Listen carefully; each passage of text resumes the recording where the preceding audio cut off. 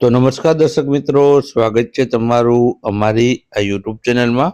તો મિત્રો, આજના વિડીયોમાં આપણે છે 21 ઓક્ટોબરથી લઈને 31 ઓક્ટોબર 2025ના અગત્યના કરંટ અફેર્સના પ્રશ્ન જોવાના છે.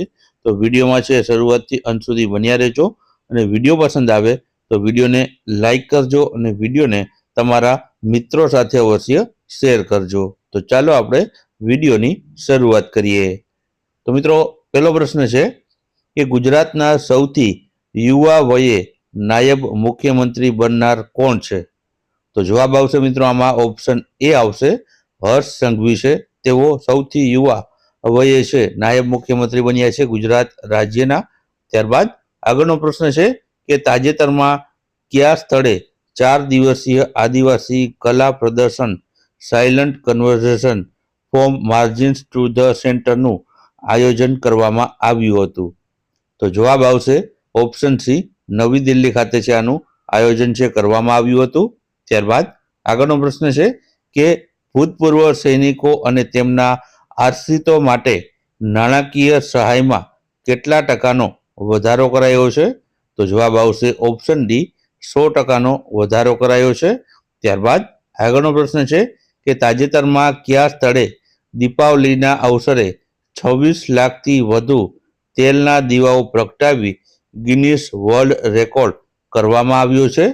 તો જવાબ આવશે મિત્રો ઓપ્શન બી આવશે, અયોધ્યા ખાતે છે આ 26 લાખથી વધુ દીવાઓ પ્રગટાવીને ગિનિસ વર્લ્ડ રેકોર્ડ કરવામાં આવ્યો હતો. ત્યારબાદ આગળનો પ્રશ્ન છે કે હિન્દી સિનેમાના જાણીતા કોમેડિયન અભિનેતા ગોવર્ધન અસરાણીનું કેટલા વર્ષની વયે જે છે હોસ્પિટલમાં નિધન થયું હતું? તો જવાબ આવશે 84 જે છે વયે છે તેઓનું તાજેતરમાં જ નિધન થયું છે. ત્યારબાદ આગળનો પ્રશ્ન છે કે તાજેતરમાં ભારતે કયા દેશના નાગરિકો માટે મફત ઈ વિઝા આપવાની જાહેરાત કરી છે? તો જવાબ આવશે મોંગોલિયા. ત્યારબાદ આગળનો પ્રશ્ન છે કે ગુજરાતમાં હથિયાર બનાવતી પ્રથમ ફેક્ટરી કયા જિલ્લામાં બનાવવામાં આવી રહી છે? તો જવાબ આવશે આમાં ઓપ્શન બી, રાજકોટ જિલ્લામાં. ત્યારબાદ આગળનો પ્રશ્ન છે કે સનાએ ટાકાચી કયા દેશના પ્રથમ મહિલા પ્રધાનમંત્રી બન્યા છે? તો જવાબ આવશે ઓપ્શન સી, જાપાન દેશના. ત્યારબાદ આગળનો પ્રશ્ન છે કે ભારતીય નૌકાદળ અને કોની વચ્ચે પ્રથમ દ્વિપક્ષીય નૌકા જે છે કવાયત યોજાશે? તો જવાબ આવશે દક્ષિણ કોરિયા સાથે.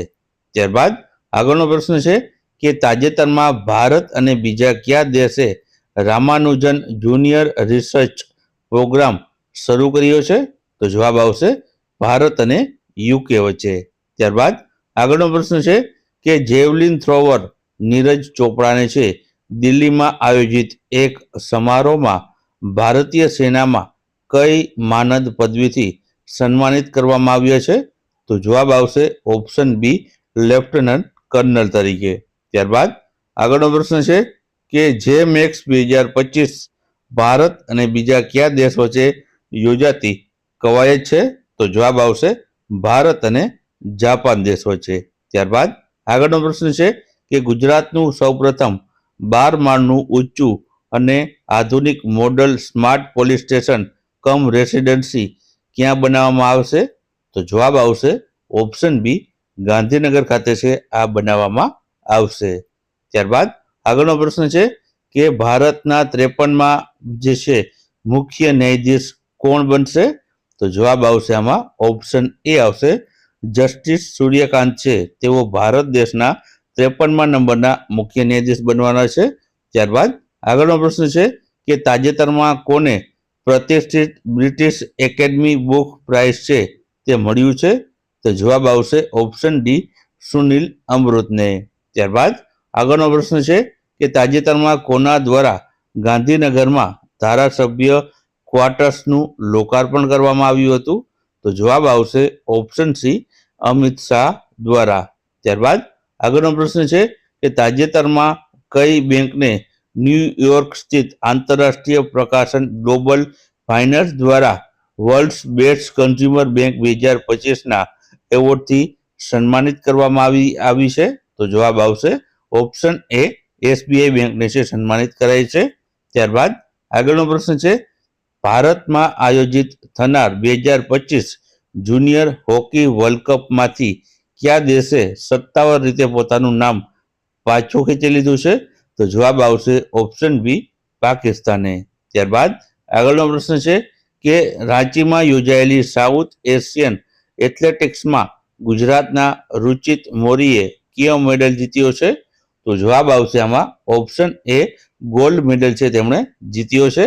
ત્યારબાદ આગળનો પ્રશ્ન છે કે association of south East Asian Nations એટલે કે એશિયનનો જે છે એશિયનનો 11મો સભ્ય દેશ કોણ બન્યો છે? તો જવાબ આવશે આમાં ઓપ્શન સી, પૂર્વ તિમોર છે તે 11મો સભ્ય દેશ છે આ એશિયન જે છે જે તેનો બન્યો છે સભ્ય દેશ। ત્યારબાદ આગળ વાત કરીએ તો તાજેતરમાં કયા સ્થળે 14 ઓક્ટોબરના રોજ ભારતીય વાયુસેનાની પ્રખ્યાત સૂર્યકિરણ એરોબેટિક્સ ટીમ દ્વારા સૂર્યપૂર્ણ એર શોનું આયોજન કરવામાં આવ્યું હતું? તો જવાબ આવશે ઓપ્શન સી, મહેસાણા ખાતે। ત્યારબાદ આગળનો પ્રશ્ન જોઈએ તો તાજેતરમાં કોની ગુજરાતના નવા મુખ્ય સચિવ તરીકે નિમણૂક કરવામાં આવી છે? તો જવાબ આવશે ઓપ્શન સી, મનોજ કુમાર દાસની। ત્યારબાદ આગળનો પ્રશ્ન છે કે ઓડિશાની 16 વર્ષીય વેટ લિફ્ટર પ્રીતિ સ્મિતા ભોય એ થર્ડ એશિયન યુથ ગેમ્સ 2025માં કઈ કેટેગરીમાં ગોલ્ડ મેડલ જીત્યો છે? તો જવાબ આવશે 44 કિલોગ્રામની કેટેગરીમાં।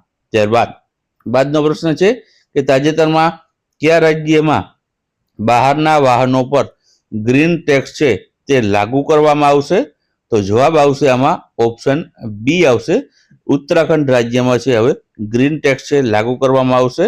ત્યારબાદ આગળનો પ્રશ્ન છે કે રાષ્ટ્રપતિ મુર્મુ ભારતના કયા ક્રમના રાષ્ટ્રપતિ છે કે જેમણે 2 વાર ફાઇટર એરક્રાફ્ટમાં ઉડાન ભરી હોય? તો જવાબ આવશે ઓપ્શન ડી, તે એવા પહેલા રાષ્ટ્રપતિ છે જેમણે જે છે ફાઇટર એરક્રાફ્ટમાં 2 વાર ઉડાન ભરી હોય। ત્યારબાદ આગળનો પ્રશ્ન છે કે બહેરીનમાં યોજાયેલી 2025 એશિયન યુથ ગેમ્સમાં કબડ્ડીની જે છે બોયઝ એન્ડ ગર્લ્સ બંનેની જે સ્પર્ધામાં ભારતે કયો મેડલ જીત્યો છે? તો જવાબ આવશે આમાં ઓપ્શન એ આવશે, ભારતે છે આમાં ગોલ્ડ મેડલ જીત્યો છે। ત્યારબાદ આગળનો પ્રશ્ન છે કે તાજેતરમાં કોના દ્વારા રાજપીપળા ખાતે બિરસા મુંડા ટ્રાઇબલ યુનિવર્સિટીનું ઉદ્ઘાટન કરવામાં આવશે? તો જવાબ આવશે ઓપ્શન એ, નરેન્દ્રભાઈ મોદી દ્વારા છે આનું ઉદ્ઘાટન કરવામાં આવશે। ત્યારબાદ આગળનો પ્રશ્ન છે કે ગુજરાત સરકાર દ્વારા વર્ષ 2025-26 માટે ક્લાઇમેટ ચેન્જ એવોર્ડ હેઠળ શૈક્ષણિક સંસ્થાની શ્રેણીમાં પ્રથમ વિજેતા શાળા કઈ છે? તો જવાબ આવશે આમાં ઓપ્શન સી આવશે, પાલજ પ્રાથમિક શાળા જે ગાંધીનગરમાં આવેલી છે તેને છે આ ક્લાઇમેટ ચેન્જ એવોર્ડ હેઠળ છે શૈક્ષણિક સંસ્થાની શ્રેણીમાં જે છે વિજેતા જાહેર કરાઈ હતી। ત્યારબાદ આગળનો પ્રશ્ન છે કે તાજેતરમાં કોના દ્વારા ઉત્તર પ્રદેશના ઇન્દિરાપુરમ સ્થિત યશોદા મેડિસિટીનું ઉદ્ઘાટન કરવામાં આવ્યું હતું?